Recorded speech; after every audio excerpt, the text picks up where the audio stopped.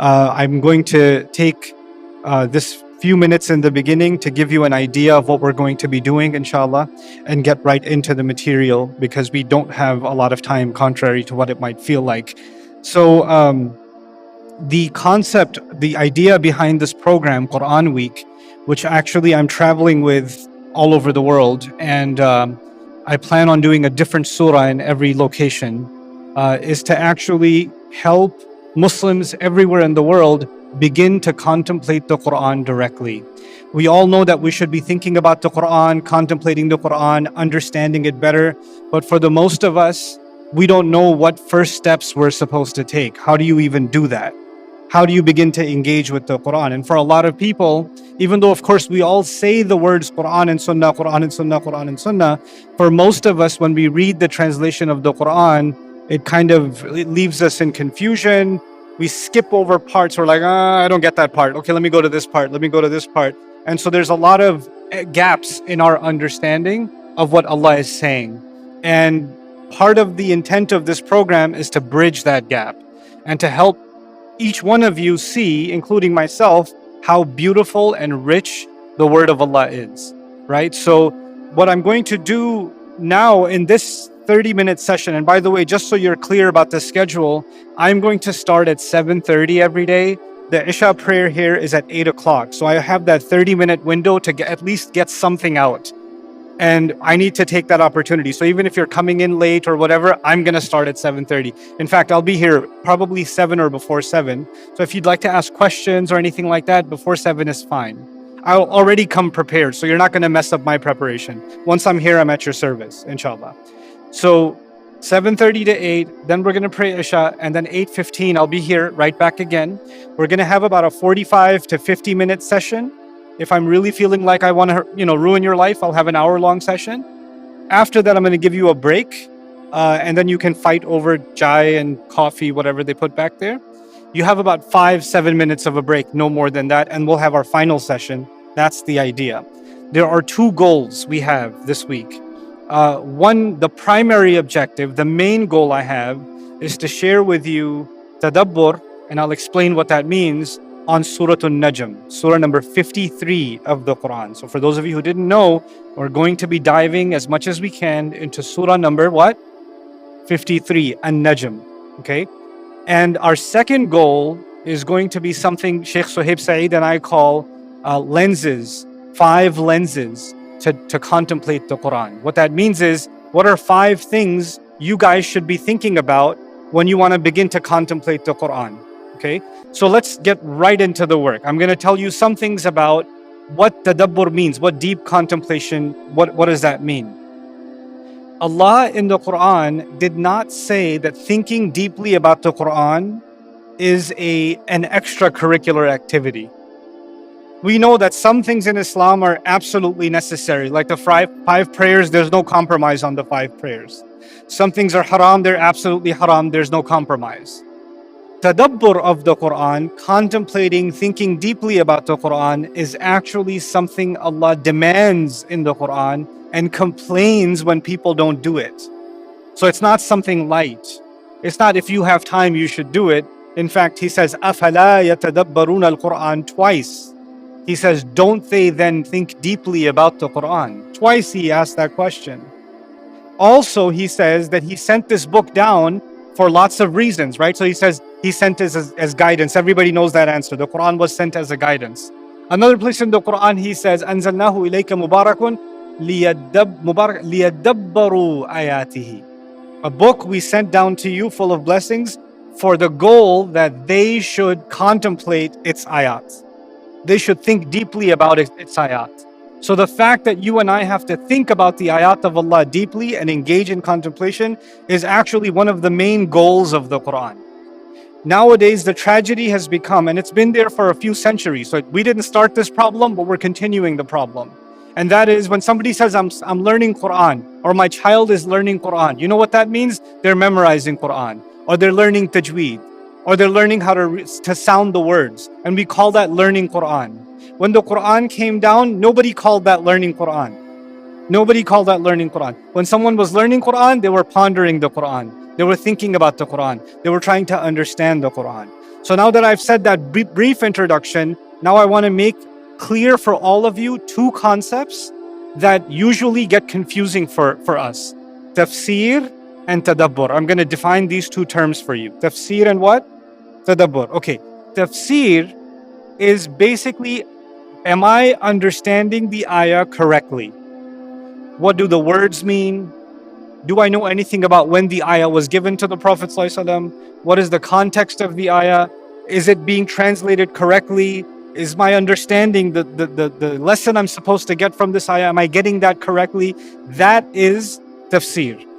And tafsir work, our scholars have done centuries and centuries of work on tafsir. Sometimes they have debates in tafsir. We'll see that too. Sometimes there's debates. But for the most part, tafsir is basically research-based. You have to do the research. What does this word mean? What does this ayah mean? How did the companions understand it? What was the story behind this ayah, etc., etc.? All of that is the study of what? Tafsir. Okay?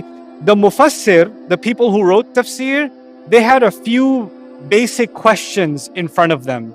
And when they answered those 3, 4, 5 questions, they moved to the next ayah. Then they asked the same 3, 4, 5 questions, then they moved to the next ayah. What does the ayah mean? When was it revealed? What did the early scholars or early companions say about this? Did the Prophet ﷺ say something about this, etc.? There's a few questions. Once they answer those questions, they move on to the next ayah. Okay?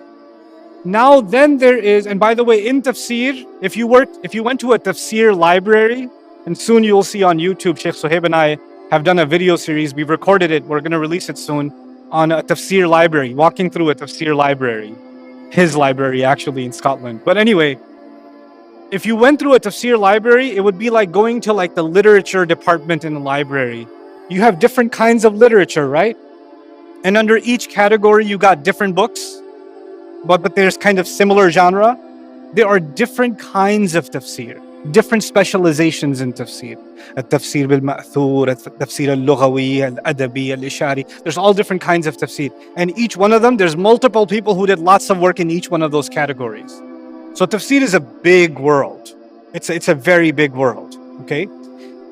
But at the end of it all, it's where scholars do their work to try to explain the lessons of the ayah in simple language to you, okay? Now, that's tafsir, but there's one more thing. What was the other thing? Tadabbur. What in the world is tadabbur? Tadabbur is, okay, now I know what the ayah means. Now I know something about the history of it or the placement of it and all of that stuff. I answered all the basic tafsir questions. What does it mean for me? What is this ayah they're doing for me? Like, what do I get from it? How does it change my view of the world? In other words, there's the information, and then there's the impact of that information. You understand? Tafsir will give you the information. Tadabbur is basically an exercise. How is this impacting my heart? How is it changing my view of the world? How is it supposed to change my emotions? How is it supposed to change my opinions? Because these ayat, they're talking about something that happened a long time ago, but they're also talking about my life right now. That's tadabbur. That second part is tadabbur. Now the problem that has happened in the ummah, and I say this, you don't have to agree with me, this is my own analysis. People that study tafsir feel like they don't need to do tadabbur. Tafsir is enough as tadabbur. We studied the tafsir, that's good enough. And then people on the flip side came along and said, these people, all they do is read these tafsirs, but they don't really connect with their heart to what the Quran is saying. I want to read a translation and I want the Quran to talk to me about what it's saying to me. I'm going to do tadabbur myself, right? So now lots and lots of Muslims are reading translations of the Quran and trying to do what? Tadabbur. So the people of tafsir are not doing tadabbur, and the people of tadabbur are not studying tafsir. And this is a disaster. Because if you don't have the correct basic meaning, and then you start contemplating on top of that, you're going to be crazy. You're going to come up with crazy conclusions. But your heart tells you it works. This, by the way, down the road, this is what happened with a lot of denominations of Christianity. A lot of denominations. I was very fascinated with American Christianity because it has so many branches. And one of them, I was fascinated for a while with Joel Osteen. You guys know who Joel Osteen is? Okay, well, he's from Houston. He's a preacher, very famous, right? So I went to one of Joel Osteen's Christmas specials just to see what he does. I just want to experience the thing. And he took a passage from the Bible where there was the Lord sent dew. Dew means like the morning misty moisture on the leaves and things. That's called dew. He goes, and the Lord said, there shall be dew. So this year, you're going to have your dew. And then he starts doing everybody like, your job's going to work out this year because the Lord's going to give you dew. And that divorce, oh, it's finally going to finish and you're not going to have to pay no lawyers no more. That's your due. And I was sitting in the crowd and all the people was like, this is my year of due. You know, this was like, everybody's buying into it. You know what he's doing? He's taking something from the Bible. He's coming up with this like fantastic thing and everybody's singing along. You know what that is? That's his version of tadabbur without any what? Any tafsir. Right? But on the flip side, whoa, Ibn Abbas radiallahu anhu said this, Ibn Kathir said this, Qurtubi said this, Tabari said this, so you shut up. You know what that is? I'm going to quote everybody, I have all this information, now there's no need for what? There's no need for tadabbur. My group, I'm part of a group of researchers, students of Quran, we study Quran together and we've developed a formula. We start with tafsir, we study the tafsir and then we engage in what? Tadabbur. We engage in as much tadabbur as we can. And we ask ourselves hard questions. And you're going to see a combination of tafsir and tadabbur in this series. In what surah are we studying again? Remind me? Surah Najm. Okay. Now, there are the approach to the study of the Quran. That is a fusion between tafsir and tadabbur and some other elements. I have my own method for studying it. As you go through the study of the surah with me, you're going to see my method in practice. So instead of me talking in theory about my method, you'll kind of see it in practice and you'll see how everything comes together, inshallah ta'ala. But one thing I do want to tell you, because Surah Najm is a Makki surah, right? So we'll talk a little bit about Makki surahs. You know, in Juz Amma, most of the surahs, if not all of them, are what? They're Makkiyat, they're Makki surahs, right? Now, if somebody asks you, what is the subject of Makki surahs? You'll say, they talk about Allah, they talk about His signs in creation, they talk about previous nations that were destroyed, they talk about some stories of the prophets, they definitely talk about Judgment Day and heaven and hell. That's pretty much Makkan surahs, right? Makkan surahs have these 5-6 subjects, right? So if you open up Surah Al-Dukhan, it's going to be one of these. If you open up Surah Al-Jathiyah, it's going to be a few of these. If you open up Surah Qaf, it's going to be a few of these. If you open up Surah Al-Naba, it's going to be a few of these. It's the same 5-6 items, and they keep coming up. So then the question becomes, they're kind of all the same. This one's about Judgment Day. What's this one about? Judgment Day. What's that one about? Let me tell you. Judgment Day. And you're like, they're all talking about the same thing. They keep repeating the same stuff. Oh, this one has Allah's creations. This one also has Allah's creations. And this one also has, oh my God, Allah's creations. And if you just begin to read the Quran, especially the Makki surahs of the Quran, you'll start noticing there's a lot of repetition. There's a lot of what they call in English literature, redundancy, over and over and over again, right? And so what happens with tafsir, here's the fun part, tafsir scholars, when they come upon an ayah, and they've already talked about an ayah similar to that one before, they say, قَدْ سَبَقَ ذِكْرُهُ. We've already talked about this. You can look it up in that surah, right? Because it's not a new tafsir question. It's not a new question. The problem with this approach, it's not a wrong approach, but it's missing something. And I want to tell you what it's missing. The Quran, each surah is a perfect gift sent from Allah. Each one of them is a unique gift from Allah. No surah of the Quran is extra. Do you believe that? We believe that, all of us, right?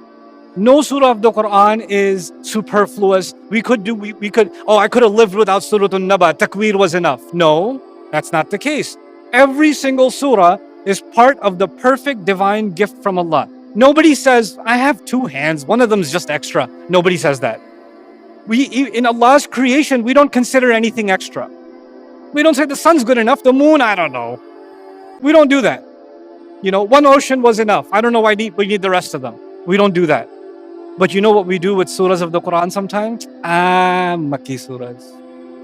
We don't say it because we have respect for the Quran, but unfortunately, even Quran students, Tafsir students are thinking it. They're thinking it, and that's a bigger problem. So what we're going to do, I'm going to explain this with an analogy, and then we'll get started after Isha. I got to keep track of time too, my goodness. Oh, I have 13 minutes, so good. I have good time. I want to give you a simple analogy. You guys know what Legos are? Okay, Legos. Imagine I have like a bucket of Legos, yellow, blue, different sizes, right? And I have 5 of these buckets, but they all have the same exact set of Legos, right? They all have the same 5, 6 colors, all these different variations, all of them. And I give these Legos to 5 very creative kids. Are they going to create the same thing? No. The pieces are all the same. But when it was all put together, it was this one made a robot, this one made a dinosaur, this one, Okay, you go to an architect. They're using brick, they're using wood, they're using metal, they're using sheetrock. But when they put it together, you're like, brick, I've seen that before. No, you're like, that's an amazing building. Oh my God, that's incredible. The way they use this window, the way they use that door. Oh my God, the way they use that angle. It's so incredible. Nobody comes and says, that's just sheetrock, right? I have that in my house too. Nobody does that. Why? Because it's being used in a unique way, isn't it? In fact, the way Allah made us, our genetic sequence, essentially the fundamental components of our genome are the same. And it's just a rearrangement of that makes us different human beings, doesn't it? At the end of the day. What I'm trying to say is every surah, even though it has components that other surahs have, has a unique signature, a unique fingerprint, a unique identity, a unique divine artistic expression, a unique beauty. And if you don't come to it with that attitude and you say, oh, it's just another Makki surah, oh, it's saying the same thing again, tadabbur is closed. Because tadabbur happens when someone comes to the majesty of Allah's speech, they come to it in awe. When I travel, sometimes people want to take me to historical sites, right? When you go to like a historical castle or a presidential palace or whatever, at the door, people are taking selfies, they're like, whoa. They have this like awe. What I want you to have, what I want me to have, when I approach the doors, the entrance of a surah of the Quran, I want to be in awe. I want to have reverence. I'm entering something divine. I'm entering something that traveled through 7 heavens. I'm entering something that's more powerful, that travels fast through the 13.9 billion year universe. It traveled through the billion light year universe. It traveled across that and came to this man, Muhammad sallallahu alaihi wasallam, and transformed the entire world. I need to have the right kind of attitude in my heart when I approach a surah. So you're not here. My point is, you're not here, and I'm not here to give you lots and lots of information, even though we'll go through a lot of information. The point of it is something Allah says Himself. He says, أَفَلَا يَتَدَبَّرُونَ الْقُرْآنَ أَمْ عَلَىٰ قُلُوبٍ أَقْفَالُهَا. Don't they contemplate deeply over the Quran, or are their hearts something that have their own locks, or some hearts have their own locks on them? What that means is, tafsir gives you ilm, but tadabbur unlocks the heart. 2 different goals. Tafsir will expand your understanding. It'll give you concepts. It'll help you deepen your your depth of knowledge. But then if tadabbur is missing, then the heart stays locked, even you have a lot of knowledge. And that's why Allah gave the example of people that came before us who had a book and they had a lot of knowledge of that book. But Allah says, فَقَسَتْ قُلُوبُهُمْ, their hearts became hard. Even though other places it says, مِن بَعْدِ مَا عَقَلُوهُ, even after they understood it. Because understanding, in our case, understanding the Quran is the tafsir question. But tadabbur is where the heart gets unlocked. You with me? So we're going to have to merge between those two. And part of that is I have to approach the surah with humility. I have my own usul al-tadabbur, like usul al-tafsir, there's usul al-tadabbur, right? My own usul al-tadabbur are, when I start the study of a surah, I assume I know nothing. I've been trying to study the Quran for 23 years now. When I started restudying Surah Najm to prepare for this program 3 weeks ago, I assumed I've never read it before, I know nothing about it, and I'm going to just dive in and I'm going to ask whatever questions come in my mind, and I'm going to document my questions and discuss and read and discuss and read and ask questions, because I want to understand what Allah is saying to me above and beyond the tafsir. You with me? So that's the approach we're going to take. Now, I got to keep track of time. Good, 8 minutes. 8 minutes, I think I can do one good thing so we can move things along. So the surah in the Quran is not like a chapter, right? I've said that many times, but because we're in this series, you guys need to hear that. Surahs are not like what? Chapters. Chapters depend on each other a lot, right? So chapter 2, if you didn't read chapter 2, you're probably not going to understand chapter 3. And if you didn't read 1 through 5, you're going to have a hard time with 6. That's how chapters work. They're sequential. But the way the surahs of the Quran are, they are connected to each other, but each of them have a unique, independent identity. They have an independence also. The word surah comes from sur in Arabic, and saur, which is the ancient outside walls of a city. Those of you that have played Assassin's Creed might be able to visualize what the ancient outside walls of a city look like. That's what the word surah comes from. And inside of those ancient walls, there were all kinds of things going on. There were markets, there were homes, there were palaces, there were all kinds of things, right? So inside of a surah, lots of different things are going on, right? But they all work together and create this ecosystem, right? So the same way inside of a surah, you might find multiple subjects. You're not going to find Surah Al-Baqarah only talking about beef and cows from the beginning to the end. Even though it's called Surah Al-Baqarah, it's going to talk about a lot of things, right? Because it's inside the bounds of this. So we're entering now into this world of Surah Al-Najm. My demand from you is live in this world for a week. All of you have questions about Islam. I have a question. Can you comment on mortgages? I have a question. Hey, what about nail polish? I have a question. Can I eat In-N-Out burger? Is that halal? I have a question. Oh my God. Put your questions in a shelf and lock that shelf for a week. Just put it away.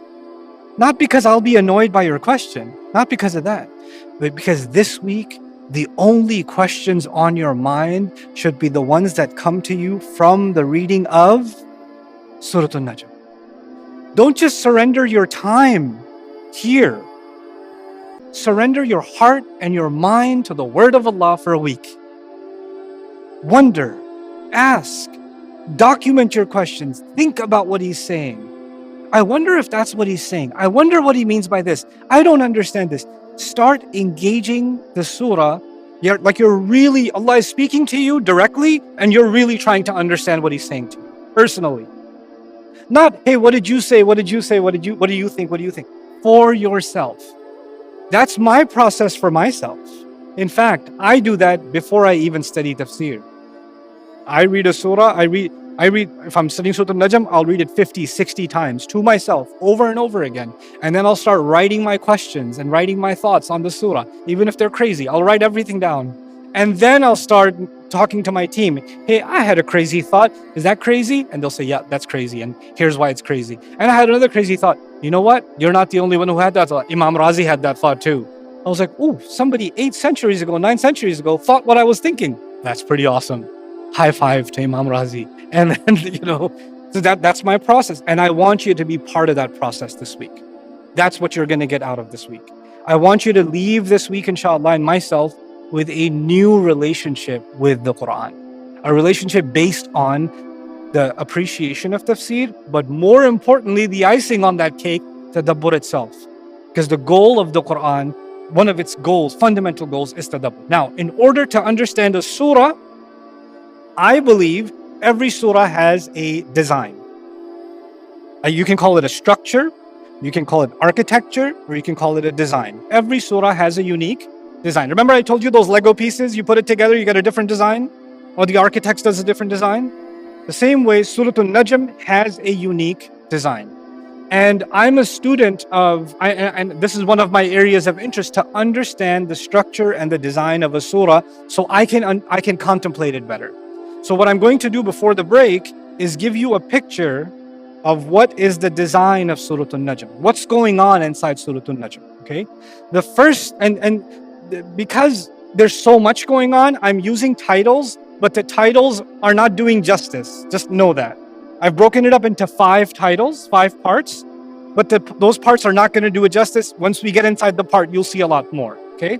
So here's the first part. Allah is going to talk about the event. Essentially, He's going to talk about the event of the final revelation. He's going to talk about the Prophet meeting Jibreel alayhi salam, the beginning of the final revelation, and the 2 great meetings the Prophet ﷺ had with Jibreel alayhi salam, once in this world and once in the heavens, in the Mi'raj, in the ascent. He'll talk about those 2 great meetings, and that's the event of the final revelation. We'll dig deeper into that a little bit later. Then he's going to talk about, interestingly, he's going to switch. By the way, meeting with Jibreel, what kind of creation is Jibreel?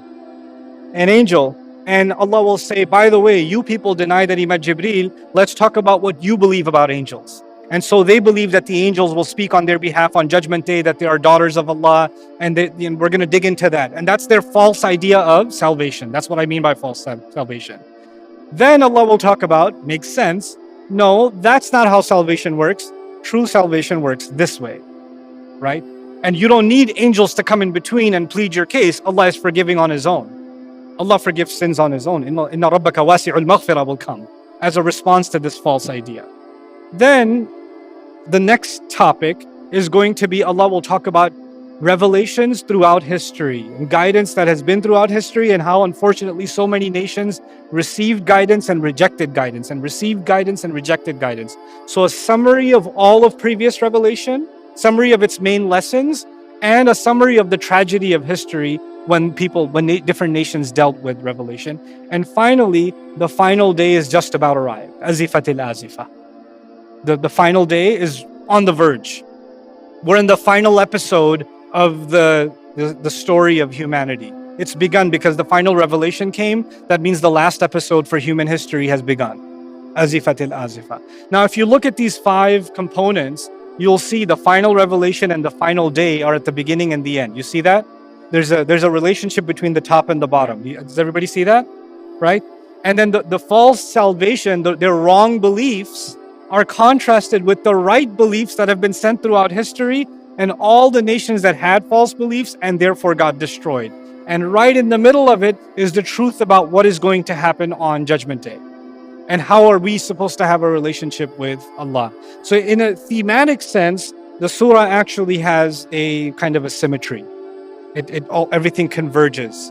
And so we're going to go through one section of this at a time. The time for salah has started. I'm going to take a break. I'll see you guys back at 8:15. Barakallahu li wa lakum. Assalamu alaikum wa rahmatullahi wa barakatuh.